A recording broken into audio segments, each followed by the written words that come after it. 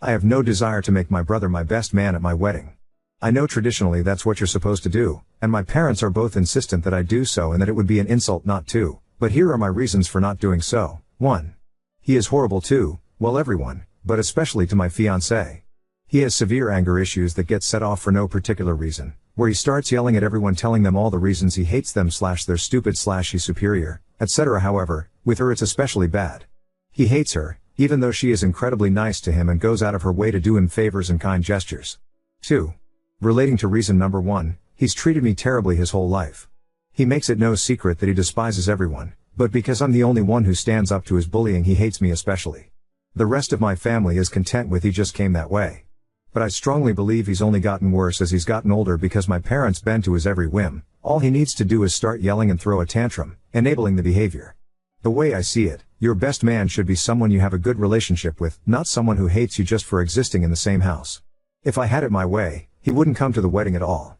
He'll show up to find ways to get as much attention as humanly possible because he's also a complete narcissist, but he won't make my wedding any better by being there, for me or my fiancée. He'll make it worse.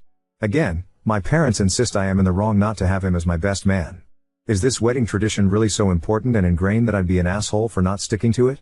Edit. I truly didn't expect such a widely unanimous answer here.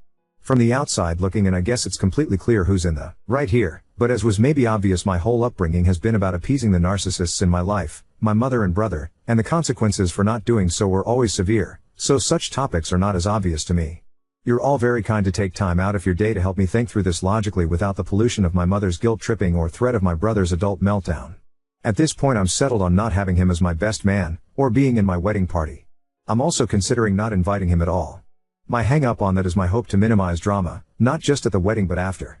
If I don't invite him, my mother will spend the entire wedding telling people nonsense about why I am, indeed, an asshole for not inviting him and that he's really sweet now. Oh, he's not like that anymore. It's been so long since you've seen him, he's grown up.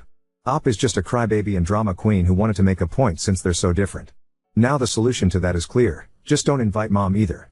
My worry there is that I'll never hear the end of it from extended family and family friends who are going, and it'll be the topic of gossip and a whole goddamn thing.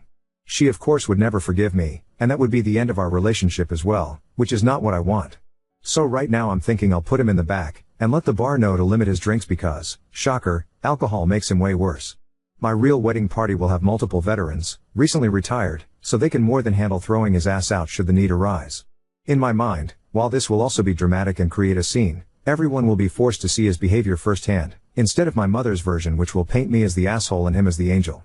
This will both get him out of the wedding and prevent him not being there from being the focus of the day, instead of my bride, and no one can say I didn't give him a chance.